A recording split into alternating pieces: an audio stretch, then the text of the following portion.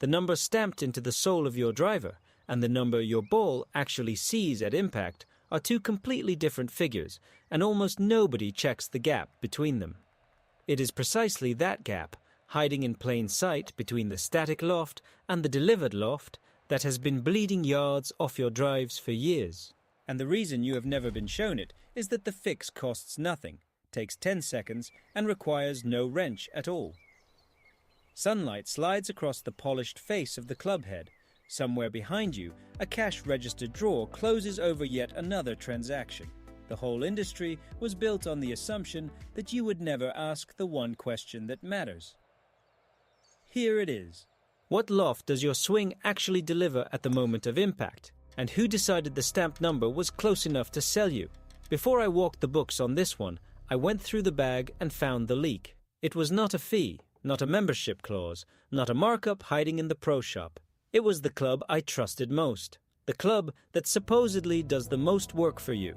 And the number on the bottom was not the number doing the work. Stay with me here, because this is where the whole story starts to tilt. Two golfers can own the same driver, same loft, stamped on the sole, same shaft, same everything. One launches the ball high and soft, carries the fairway bunker with room to spare. The other hits that low, knuckling screamer that never gets above the tree line.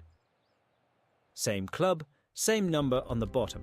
Completely different results. The stamped number told you almost nothing in both cases.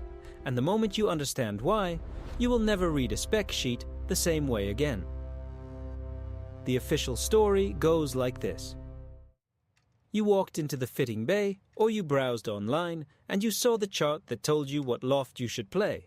10.5 degrees for most amateurs, 12 for slower swings, 9 for the big hitters with a positive attack angle. The number was presented as a fact about the club, as if the club exists in a vacuum, as if your swing has nothing to do with it. The official story sold you that number as a fact about the club, but your swing was never part of the equation. If you want to keep tracing where the money leaks, subscribe now, because the next itemized charge is already on the books. In the comments, write dead money. What you just heard is the surface. The Dead Money Golf ebook goes 7 levels deeper. Every mechanism, every markup, every number fully sourced. 120 pages of what we can't post here. Plus the vault, 5 private video investigations that exist nowhere else. Link in the description and pinned comment. If you have ever trusted the loft stamped on your driver. All of us have stood on that tee, trusting the sticker on the shaft, believing the club we bought was set up for us. Has anyone ever shown you this before? The pro shop sells you a driver with a number on the bottom, and the number sounds right, because the chart said so, because the fitter nodded when you asked about it, because the marketing copy promised the launch conditions would take care of themselves. Here's the quiet part nobody mentions. The static loft is a measurement of the club head sitting on the ground at rest in the display case. It is not what happens when you swing. It is not what happens when the club head is moving at speed and the face is doing whatever your grip, your posture, and your body angle tell it to do. The number on the sole is a promise made before you ever touch the club. What the ball actually experiences is the delivered loft, sometimes called dynamic loft. And that number is decided at impact by a completely different set of variables. The angle your swing attacks the ball, the tilt of the shaft at the moment of contact, the position of the face. You could have a driver stamped 10.5 degrees that delivers anywhere from the high single digits to well over 13, depending entirely on how you show up that day. This is where it gets interesting. For most golfers with moderate swing speeds, the recommended loft for your ball flight is probably higher than what you are actually delivering. The industry loves to hand you a number that sounds aggressive, that sounds like the big hitters, that sounds like it will unlock the distance you have been chasing. Then it sells you the next driver when that distance never shows up. If you have ever watched the ball die in the air, short of where the guy in the shop said it would go, you know the quiet pinch that settles in your chest. You blamed your swing, you blamed your tempo, you blamed your age. Nobody told you to check the gap between the number on the sole and the number your ball actually sees. So you went back to the shop. Or you went online and you bought the next driver, the one with the higher loft, the one that promised to fix everything. But the mechanism is in the delivery, not the purchase. And you were set up to keep missing that, because the system profits every time you confuse the club with the swing. Now consider this. The same golfer, same driver, same loft stamp, same everything, changes nothing except where the ball sits in the stance and how high it is teed. And suddenly, the delivered loft climbs by several degrees. No hosel adjustment, no wrench, no new purchase. Just 10 seconds of setup at the tee. The attack angle is the lever. When you move the ball forward in your stance, toward the front of your lead heel, and you tee it a touch higher, you encourage the club head to arrive at impact on a slightly ascending path, still moving upward as it meets the ball. That ascending strike adds effective loft at the moment of contact. It closes the gap between what the sole says and what the ball feels. That 10-second adjustment at address is not a swing overhaul or a fitting session, it is the loft you already paid for, finally delivered to the ball. Subscribe and I will keep walking you through where the Pro Shop quietly charges you for what your setup can give away for free. If you have ever watched a middle stance drive land 10 yards short of the sleeve, type dead money in the comments. What you just heard is the surface. The Dead Money Golf ebook goes 7 levels deeper. Every mechanism, every markup, every number fully sourced. 120 pages of what we can't post here. Plus the vault. 5 private video investigations that exist nowhere else. Link in the description and pinned comment. For every degree your attack angle drifts downward, you give up roughly a degree of dynamic loft at impact.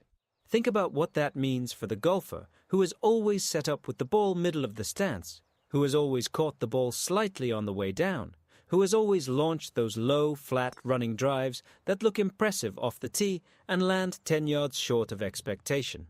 You were never a bad swinger. You were set up to deliver less loft than the club was built to give you. The fix has been sitting in your bag the whole time, disguised as a ball position problem. Here's what the evidence shows when you put it together. The loft stamped on the sole is the loft the club was designed to deliver, assuming a specific kind of swing with a specific attack angle and a specific shaft lean at impact.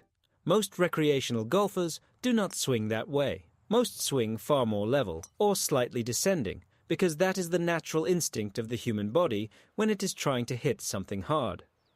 You bring the club down on the ball, because that is how you swing every other club in the bag.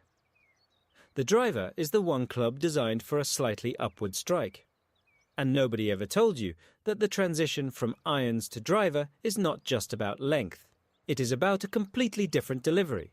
So you buy the 12-degree driver, hoping the extra loft will fix the launch. But if you are still delivering it with the ball too far back and teed too low, you are still losing dynamic loft at impact.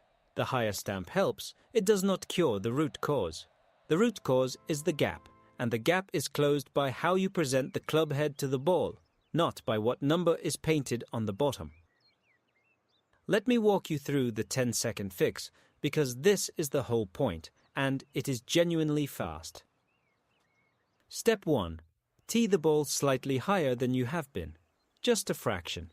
Enough that the center of the ball sits above the top edge of the driver face when the club is soled behind it. Step 2. Position the ball forward in your stance, roughly in line with the inside of your lead heel. Step 3. Set up and swing normally, letting the club arrive at the ball while it is still moving upward. That is the entire fix. No tools, no wrench, no hosel rotation, no trip back to the fitter. You can do it on the very next tee right now, with the driver already in your hands. What you should see is a ball that launches higher, carries farther, and lands softer. The spin and the launch angle come up together, which is exactly what most recreational swings need. And here is the beautiful part. This works in addition to any hosel adjustment you have already made. The two mechanisms are not in competition. They compound. You can dial the sleeve up a degree and still change your ball position, and the delivered loft climbs even further, closing the gap completely. But this video is not about the wrench. It is about the fact that the number on the bottom was never the number your ball was seeing, and that the fix has always been a matter of presentation, not purchase. The system wants you to believe the club is the problem, because the club is what they sell. The delivery is yours to fix.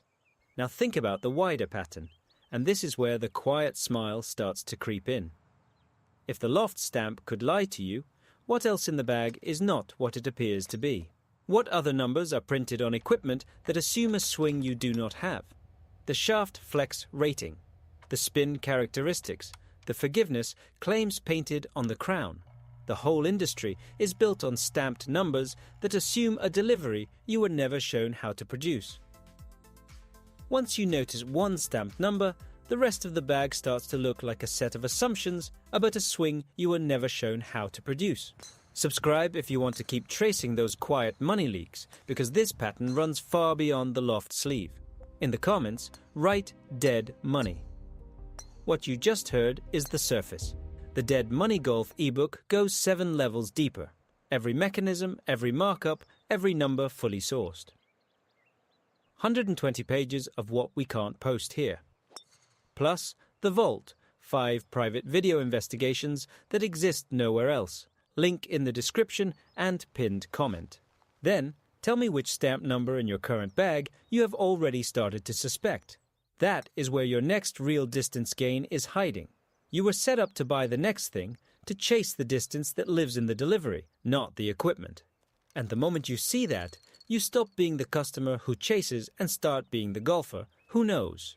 You become the smart spender at the club, the one people ask for advice, the one whose drives are long and whose wallet is intact. So here is the final picture. The next time you stand on the tee, look down at the number on the sole of your driver.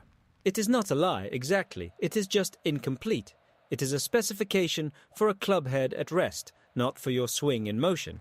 And the gap between those two numbers has been costing you distance for longer than you want to admit. Tee it higher. Move it forward. Let the club climb into the ball.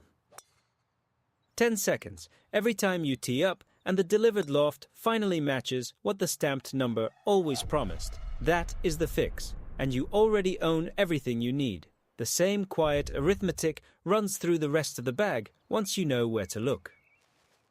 The putter was never fitted to your eye line. The wedges carry bounce numbers meant for turf conditions you rarely see. Even the ball you play was chosen for a swing speed the marketing guessed at, not the one you actually own. Each of those stamped promises works the same way the Loft did. They assume a delivery you were never shown how to produce, then sell you the replacement when the results fall short. But you have the lever now. You know the difference between the number at rest and the number in motion, and that distinction does not belong to the driver alone. The quiet confidence of the smart spender is not about refusing to buy anything. It is about knowing what you are actually paying for and refusing to pay twice for the same lesson. The Loft taught you that the equipment was never the whole story. The delivery was always half of it, and that half was always free. So tee it high, move it forward, and watch the ball climb into the sky the way the stamp number always promised it could. The gap is closed, the distance is yours, and the only thing the industry lost was a customer who no longer needed to be sold to twice. That is the whole game, and you just won it.